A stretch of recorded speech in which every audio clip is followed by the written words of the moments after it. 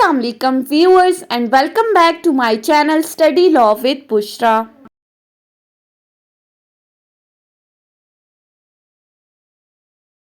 So we were discussing Constitution of Pakistan 1973. We have discussed up till Article 28 and completed our first chapter of Fundamental Rights. In this video we are going to discuss the second chapter of Constitution, that is Principles of Policies. But before starting the discussion, I request you all to please subscribe to my channel and don't forget to press the bell icon for latest updates. Do share this video with your friends and don't forget to comment your feedback. So let's move towards the discussion. अभी तक हमने constitution of Pakistan के अंदर fundamental rights के chapter को ख़त्म कर लिया है, जिसमें हमने आर्टिकल 8 से आर्टिकल 28 तक डिस्कस किया था। आज की इस वीडियो में हम प्रिंसिपल्स ऑफ पॉलिसीज़ को देखेंगे, जो कि आर्टिकल 29 से स्टार्ट होकर आर्टिकल 40 पे ख़त्म होते हैं। जब हमने फंडामेंटल राइट्स के टॉपिक को डिस्कस किया था तो हमने कहा था कि कॉन्स्टिट्यूशन का जो प्रीएम्बल है वो इस चीज़ को इंश्योर करा रहा है कि इस कॉन्स्टिट्यूशन के अंदर जितने भी फंडामेंटल राइट्स आर्टिकल 8 से 28 तक दिए गए हैं उनको फुलफिल करना ज़रूरी है, और अगर कोई बंदा इनको इन्फोर्स नहीं कराता, इनको वायलेट करता है, तो दैट मीन्स उसने ऑफेंस कमिट किया है। और क्योंकि फंडामेंटल राइट्स के हर आर्टिकल को जब हमने स्टडी किया था तो उसके अंदर शेल का वर्ड यूज़ हुआ था, लेकिन इसके ऑपोजिट अगर आप प्रिंसिपल्स ऑफ पॉलिसीज़ को देखें जो हिकमत अमली के असूल्स हैं, these are basically the non operative part of the constitution. अब हम इसको non operative part of the constitution किस लिए कहते हैं? क्योंकि अगर तो इन प्रिंसिपल्स ऑफ पॉलिसीज को इन्फोर्स नहीं कराया गया तो उसकी इन्फोर्समेंट से मुतालिक आप कोर्ट ऑफ लॉ में नहीं जा सकते, आप कोर्ट में इस चीज़ को चैलेंज नहीं कर सकते, क्योंकि ये जो प्रिंसिपल्स ऑफ पॉलिसीज की इन्फोर्समेंट है या उसकी इम्प्लीमेंटेशन है ये डिपेंड करती है अवेलेबिलिटी ऑफ द रिसोर्सेज के ऊपर। अगर तो स्टेट के पास, गवर्नमेंट के पास रिसोर्सेज अवेलेबल हैं तब इन प्रिंसिपल्स ऑफ पॉलिसीज को इम्प्लीमेंट कराया जा सकता है, अगर नहीं है तो आप उसको इन्फोर्स नहीं करा सकते, और जब इन्फोर्स नहीं होंगे तो आप उसके लिए कोर्ट ऑफ लॉ में नहीं जा सकते। तो अब हम स्टार्ट करते हैं आर्टिकल 29 से। Article 29 basically principles of policies को डिफाइन कर रहा है। क्लॉज 1 क्या कहती है? The principle set out in this chapter shall be known as principles of policies, कि इस चैप्टर के अंदर यानी कि चैप्टर 2 आर्टिकल 29 से 40 तक जितने भी प्रिंसिपल्स डिस्कस हुए हैं उनको कहा जाता है principles of policies, and it is the responsibility of each organ and authority of the state or the person performing the functions on behalf of such organ or authority to act in accordance with those principle as they relate to the functions of the organ or authority. फिर second part में clause 1 में कहा है कि state के हर organs और हर authority की ये रिस्पॉन्सिबिलिटी है, और उस ऑर्गन या अथॉरिटी के बिहाफ पे जो भी पर्सन फंक्शंस परफॉर्म कर रहे हैं उनकी ये रिस्पॉन्सिबिलिटी है वो इन प्रिंसिपल्स ऑफ पॉलिसीज के अकॉर्डिंग फंक्शंस परफॉर्म करेंगी। रिस्पॉन्सिबिलिटी किसके ऊपर है? स्टेट के ऑर्गन्स और अथॉरिटी की, और जो भी पर्सन्स उनके बिहाफ पे काम कर रहे हैं उनकी ये जिम्मेदारी है कि उन्होंने इन प्रिंसिपल्स के अकॉर्डिंग फंक्शंस परफॉर्म करने हैं। क्लॉज 2 क्या कहती है? In so far as the observance of any particular principles of policy may be dependent upon the resources being available for the purpose, and the principle shall be regarded as being subject to the availability of resources. अब ऊपर जो हमने resources की बात की, ये clause 2 भी कहती है कि प्रिंसिपल्स ऑफ पॉलिसी की इम्प्लीमेंटेशन या उसकी ऑब्जर्वेंस, उसकी इन्फोर्समेंट डिपेंड करती है अवेलेबिलिटी ऑफ द रिसोर्सेज के ऊपर।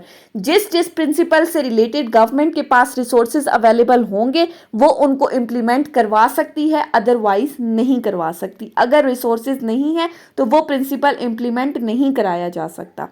अब इसी के साथ क्लॉज 3 को देख लें तो क्लॉज 3 कहती है In respect of each year, the president in relation to the affairs of federation and governor of each province in relation to affairs of his province shall cause to be prepared and laid before the National Assembly, or as the case may be the Provincial Assembly, a report on the observance and implementation of principles of policy, and a provision shall be made in the rules of procedures of National Assembly, or as the case may be the Provincial Assembly, for discussion on such report. अब इस clause 3 में कहा गया है कि हर साल federation से के अफेयर्स से related president of the Pakistan, और प्रोविंस के जितने भी मामलात हैं, प्रोविंस के जितने भी अफेयर्स हैं, उनसे रिलेटेड जो गवर्नर ऑफ द प्रोविंस है वो क्या कर सकते हैं, हर साल वो क्या करेंगे कि उस पूरे साल में किस किस प्रिंसिपल ऑफ पॉलिसी के ऊपर काम किया गया है, किसको इन्फोर्स कराया गया है, किसको इन्फोर्स नहीं कराया गया। तो प्रेसिडेंट फेडरेशन के मामलात से रिलेटेड पार्लियामेंट यानी कि नेशनल असेंबली के अंदर, और प्रोविंस से रिलेटेड गवर्नर अपनी प्रोविंशियल असेंबली के अंदर एक रिपोर्ट तैयार करेंगे, और उस रिपोर्ट में ये चीज़ मेंशन करेंगे कि किस प्रिंसिपल ऑफ पॉलिसी के ऊपर किस हद तक काम किया गया है, और साथ ही साथ वो अपनी अपनी असेंबलीज के अंदर यानी कि प्रेसिडेंट नेशनल असेंबली में और गवर्नर प्रोविंशियल असेंबली में इस रिपोर्ट के ऊपर डिस्कशन भी करेंगे। पहले रिपोर्ट तैयार करेंगे, रिपोर्ट तैयार करने के बाद फिर उस रिपोर्ट के ऊपर अपनी अपनी असेंबलीज के अंदर डिस्कशन करेंगे। So article 29 principles of policies को एक्सप्लेन करता है कि प्रिंसिपल्स ऑफ पॉलिसीज क्या हैं और इनके अकॉर्डिंग काम करना किसकी रिस्पॉन्सिबिलिटी है, और साथ ही कि इससे मुतालिक रिपोर्ट भी तैयार करके हर साल उसका जायजा लिया जाएगा।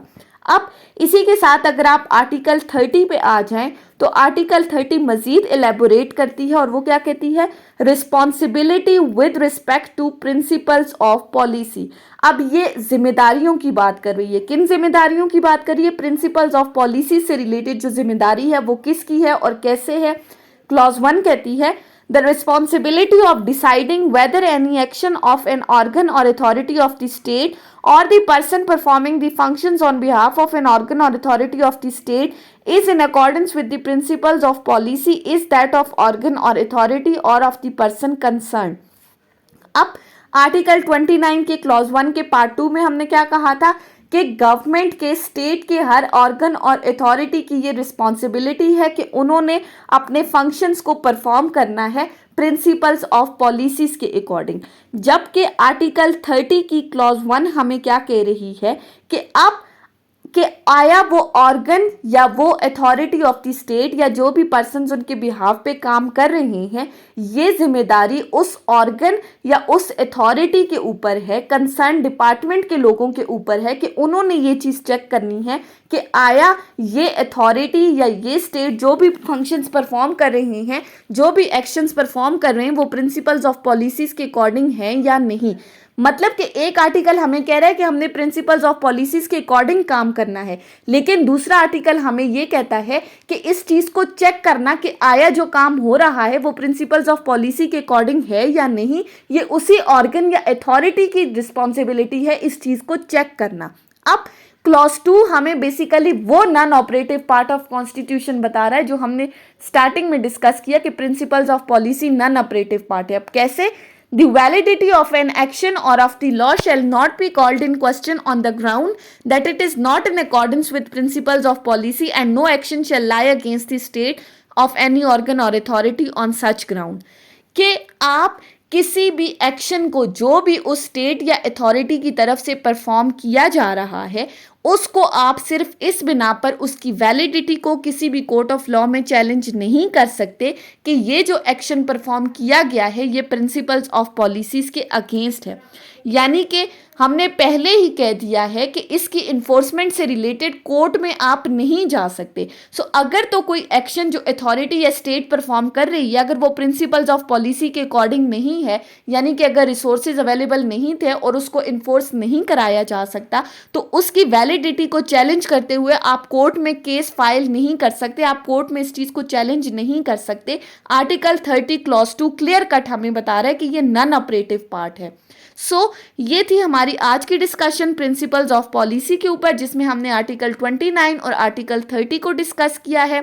So that's all about today's lecture. I hope कि आपको ये लेक्चर समझ में आया होगा अगर आपने इस वीडियो को अटेंटिवली सुना है तो। अगर आपको ये वीडियो अच्छी लगी है तो इस वीडियो को लाइक करें, कॉमेंट करें और चैनल को ज़रूर सब्सक्राइब करें। Thank you so much for watching this video. Till then, अल्लाह हाफिज़।